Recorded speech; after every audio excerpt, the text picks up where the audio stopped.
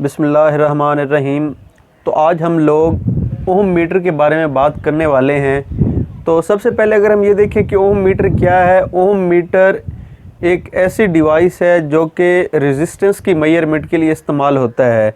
तो ये क्या करता है, रैपिड मेजरमेंट ऑफ रेजिस्टेंस कर रहा होता है, रेजिस्टेंस की वैल्यू फाइंड आउट करता है। तो जिस तरह इससे पहले हम बात कर चुके हैं वोल्ट मीटर या एम मीटर की, कि गैल्वानोमीटर के अंदर मॉडिफिकेशन कर लें, मतलब अगर हम उसके पैरेलल में एक रेजिस्टेंस लगा दें गैल्वानोमीटर के तो वो एम मीटर बन जाता है, और अगर गैल्वानोमीटर के सीरीज़ में रेजिस्टेंस लगा दें तो वो वोल्ट मीटर बन जाता है। अब जो ये ओम मीटर है ये भी उसी तरह गैल्वानोमीटर के अंदर थोड़ी सी मॉडिफिकेशन कर लेंगे। और वो मॉडिफिकेशन क्या है कि अब ये एक गैल्वानोमीटर है, इसके साथ सीरीज़ में एक बैटरी कनेक्ट हो गई और इसी के सीरीज़ में एक एडजस्टेबल रेजिस्टेंस लग गई। तीन चीज़ें सीरीज़ में लग गई, गैल्वानोमीटर और उसके साथ एडजस्टेबल रेजिस्टेंस और एक बैटरी सेल, ये तीनों सीरीज़ में लग जाएं तो हमारे पास ये ओम मीटर में कन्वर्ट हो जाता है। अब क्या है कि ये एक एडजस्टेबल रेजिस्टेंस है, मतलब इसकी वैल्यू को हम चेंज कर सकते हैं, एडजस्ट कर सकते हैं। अब इसके जो टर्मिनल हैं ये ओपन रखे हुए हैं, सी डी टर्मिनल है और ये ओपन रखे हुए हैं। अब लेट्स सपोज पहला केस हम ये कंसीडर करते हैं कि हम इसके सी डी टर्मिनल को शॉर्ट कर देते हैं। अब क्या होगा कि जैसे हमने इसे शॉर्ट किया तो मैक्सिमम जो करंट है वो फ्लो कर जाएगा। जब करंट मैक्सिमम फ्लो कर रहा है इसका मतलब यहाँ पर रेजिस्टेंस नहीं है। तो जब ये सी डी पॉइंट शॉर्ट है तो उस वक्त मैक्सिमम करंट फ्लो कर रहा है, तो हम कह सकते हैं उस वक्त रेजिस्टेंस की वैल्यू ज़ीरो है।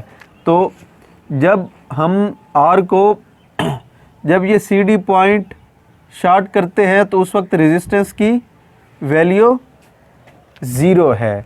तो अब और सेकंड केस कि जब हम लोग इन सी डी पॉइंट्स को ओपन कर दें, अब जब सी डी पॉइंट्स ओपन हो गए तो बिल्कुल ही करंट इसमें से पास नहीं कर सकेगा, क्योंकि रास्ता ही नहीं है, ये पॉइंट्स ओपन हो चुके हैं। तो जब बिल्कुल मतलब ना ही मिली एम्पेयर में किसी भी सूरत में कोई करंट फ्लो नहीं कर रहा, तो हम कहेंगे कि इस वक्त इसकी जो रेजिस्टेंस है वो इनफाइनाइट है। सी डी पॉइंट्स को अगर ओपन कर दे तो करंट फ्लो नहीं करेगा, कोई डिफ्लेक्शन गैल्वानोमीटर पर नहीं होगी, तो ये इनफाइनाइट रेजिस्टेंस है। तो हमने दो बातें कर ली कि जब ये ओपन है उस वक्त चूँकि करंट फ्लो नहीं कर रहा तो गैल्वानोमीटर की डिफ्लेक्शन नहीं होगी, करंट पास नहीं हुआ तो इसकी रेजिस्टेंस इनफाइनाइट होगी। सेकंड केस था जब इन दोनों को हमने शॉर्ट कर दिया था, तो क्या था, इस वक्त सारा करंट फ्लो कर रहा है तो जो गैल्वानोमीटर है उस पर डिफ्लेक्शन फुल स्केल में हो जाएगी, तो मतलब रेजिस्टेंस नहीं है, सारा करंट गुजर गया है। तो अब इस तरह हमने दो केस देख लिए जब रेजिस्टेंस ज़ीरो और इनफाइनाइट हो। तो अब हमने ऐसी वैल्यू फाइंड करनी है जो ज़ीरो और इनफाइनाइट के बीच में आ जाए, यानी कोई नाउन वैल्यू हो जाए। तो उस वक्त क्या है कि अब यहाँ पर कोई भी सी डी पॉइंट पर हम एक नाउन वैल्यू की रेजिस्टेंस लगा देते हैं। तो ये एक नाउन वैल्यू की रेजिस्टेंस सी डी पॉइंट पर लग गई। लेट्स सपोज आर वैल्यू की रेजिस्टेंस है और इसकी हम वैल्यू फाइंड कर रहे हैं। अब ये एडजस्टेबल है, तो अब जब इस सी डी पॉइंट पर एक आर जो नाउन वैल्यू की है वो कनेक्ट होगी, तो क्या होगा कि अब गैल्वानोमीटर की जो सुई है वो ज़ीरो और इनफाइनाइट इसके दरमियान कहीं पर रुक जाएगी। अब हमने ये बात की थी कि जब वो ओपन सर्किट है, ओपन सर्किट था तो करंट फ्लो नहीं कर रहा था, तो इसकी जो रेजिस्टेंस थी वो इनफाइनाइट थी। तो यहाँ पर ये हमने स्केल बनाया हुआ है। अब ये देखिए करंट यहाँ पर ज़ीरो है और उस वक्त रेजिस्टेंस इनफाइनाइट है। जब ओपन सर्किट था तो करंट ज़ीरो था, उसमें से कुछ भी फ्लो नहीं हुआ, तो रेजिस्टेंस इनफाइनाइट है। तो उस केस में जो स्केल है वो यहाँ पर रुका होगा। और सेकंड केस वो था कि जब हमने उसे शॉर्ट कर दिया था तो अब उसकी रेजिस्टेंस ख़त्म हो गई, रेजिस्टेंस ज़ीरो और मैक्सिमम करंट फ्लो कर दिया। अब थर्ड केस है जिसमें हमने एक नाउन रेजिस्टेंस लगा दिया, तो वो ज़ीरो और इनफाइनाइट इसके दरमियान कहीं पर भी स्केल में सुई लाई कर रही होगी तो उससे हम देख लेंगे कि वो क्या वैल्यू है। इसको हम कैलिब्रेट कर लेते हैं उसके साथ और उस आर की वैल्यू हमें मिल जाती है। तो इस तरह ओम मीटर से हम रेजिस्टेंस फाइंड कर सकते हैं। बहुत आसान है, मैं रिपीट कर देता हूँ कि एक गैल्वानोमीटर के साथ सीरीज़ में बैटरी और एडजस्टेबल रेजिस्टेंस लगा दें और उसके टर्मिनल जो सी डी बन रहे हैं वहाँ पर अननोन रेजिस्टेंस लगा दें, तो ये एडजस्टेबल इसे ऐसे एडजस्ट करती है कि इसकी वैल्यू हम स्केल पर देख सकते हैं। तो इस तरह ये टॉपिक कंप्लीट हुआ।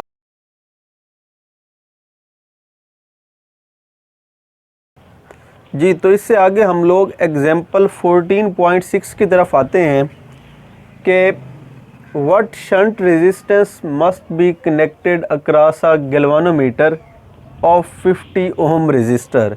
कि जो गैल्वानोमीटर है, एक गैल्वानोमीटर 50 ओम रेजिस्टेंस का है, तो ये उसने हमें बता दिया उस गैल्वानोमीटर की रेजिस्टेंस, तो इसको हम नाम देते हैं आर जी का। तो इसके साथ साथ गिवन डाटा हम नोट कर रहे हैं।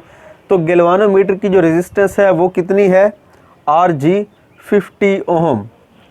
अच्छा जी, तो इससे आगे देखते हैं which gives full scale deflection with 2 milli ampere current. और ये गैल्वानोमीटर की जो रेजिस्टेंस है, जब इसके थ्रू 2 मिली एम्पेयर ये करंट गुजरता है तो उस वक्त गैल्वानोमीटर पर फुल स्केल डिफ्लेक्शन होती है।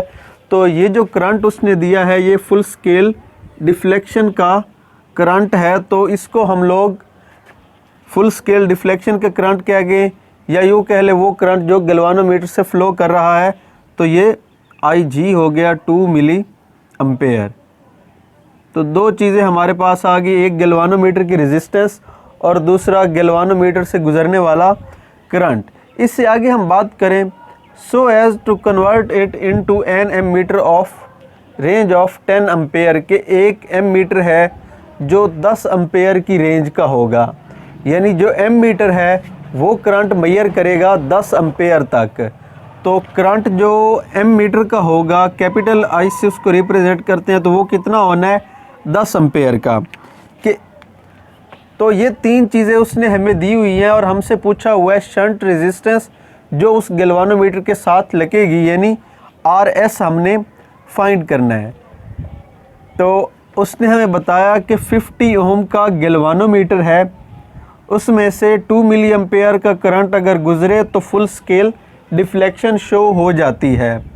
और उस गैल्वानोमीटर से हमने एम मीटर बनाना है, तो एम मीटर के लिए जो रेजिस्टेंस लगेगी वो हमने फाइंड करनी है और बनने वाला जो एम मीटर होगा वो 10 एम्पेयर करंट की रेंज का होगा। तो अब इससे आगे हम आते हैं, तो इसी टॉपिक में जब हम एम मीटर का टॉपिक पढ़ रहे थे तो हमने फार्मूला पढ़ा था, वही नो फार्मूला। तो शंट रेजिस्टेंस इक्वल थी आई जी बाय आई माइनस आई जी इंटू आर जी। तो ये फार्मूला था शंट रेजिस्टेंस फाइंड करने के लिए जो हमने एम मीटर के टॉपिक में पढ़ लिया है। अब हम इसमें वैल्यूज़ पुट करें तो हमारे पास आई जी की वैल्यू है, आई और आई जी दोनों की वैल्यू है, आर जी की भी वैल्यू है। तो ये सारी वैल्यूज़ मौजूद हैं। तो अब हम इस इक्वेशन में ये वैल्यूज़ पुट करें। आई जी है हमारे पास 2 मिली एम्पेयर, मिली कहते हैं 10⁻⁻3। तो ये आई जी की वैल्यू आ गई और इसके डिवाइड में आ जाएगा आई यानी 10 माइनस उसी तरह 2 इंटू 10⁻⁻3 तो इंटू आर जी है हमारे पास 50।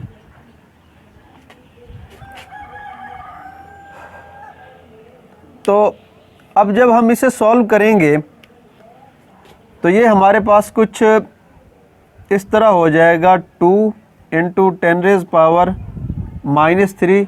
लेट्स सपोज हम 50 को ऊपर मल्टीप्लाई कर ही देते हैं, तो ये बन जाएगा 2 इंटू 50 100 हो जाएगा। तो 100 इंटू 10⁻⁻3 और इसके डिवाइड में क्या है, ये है जी 10 माइनस 2 इंटू 10⁻⁻3। तो इसको जब हम फर्दर सॉल्व करेंगे तो इसका आंसर हमारे पास 0.01 ओम बन जाएगा कि इस वैल्यू की शंट रेजिस्टेंस होगी तो उससे जो एमीटर बनेगा वो 10 एम्पेयर की रेंज का होगा। इस तरह गैल्वानोमीटर और उसके रिलेटेड जो टॉपिक्स थे और उसकी ये एग्जांपल, तो ये एक पूरा टॉपिक कंप्लीट हुआ। अगर इनके रिलेटेड कोई भी इशू हो तो आप लोग हमसे कमेंट सेक्शन में बात कर सकते हैं। बहुत शुक्रिया। अल्लाह हाफिज़।